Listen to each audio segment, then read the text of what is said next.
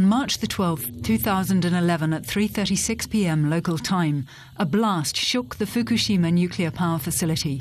Heat in the reactor had caused a build-up of hydrogen gas. When it came into contact with the air, it exploded. Scientists at the research centre Jülich are studying the problem of hydrogen in nuclear reactors. That's because in all serious incidents at nuclear plants, the explosive gas plays a central role. Large amounts of it are produced when fuel rod cooling systems fail, as they did in Japan. There's always the assumption that you'll be able to carry out emergency cooling within 24 to 48 hours. When you're unable to do that effectively, as they currently are in Japan, it's a frightening situation.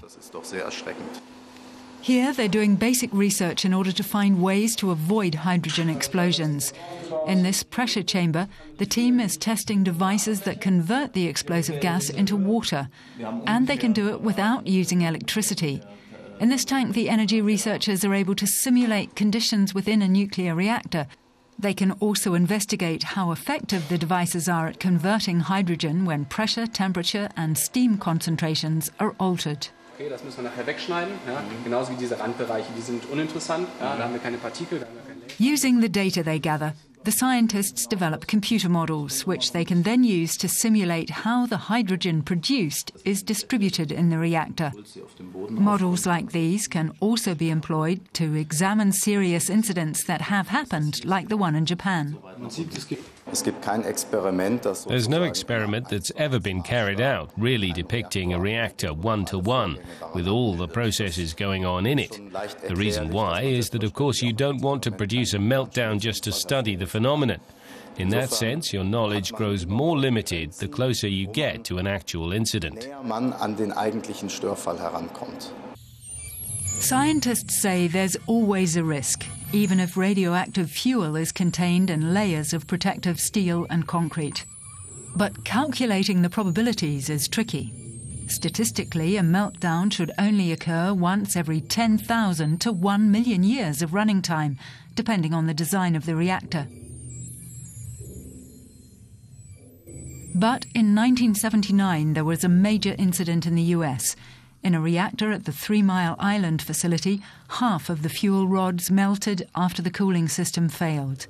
Some say operators narrowly missed a worst-case scenario, complete meltdown.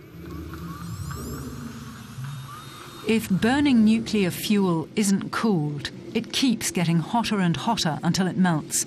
Fuel rods can stay hot for many years. In a meltdown, the molten mass then burns through the protective containment structure and reactor base. Pressure inside the reactor vessel can increase until the containment structure blows apart.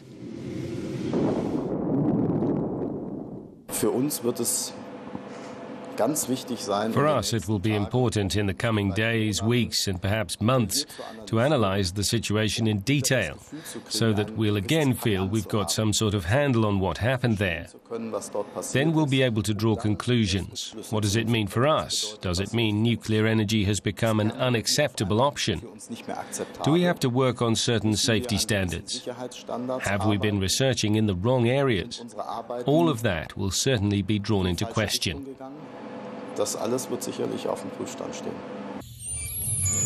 There are more than 400 nuclear power plants operating worldwide, and 60 more are being built. The first countries have come forward to say they will assess their plant safety and perhaps reconsider plans to build new ones.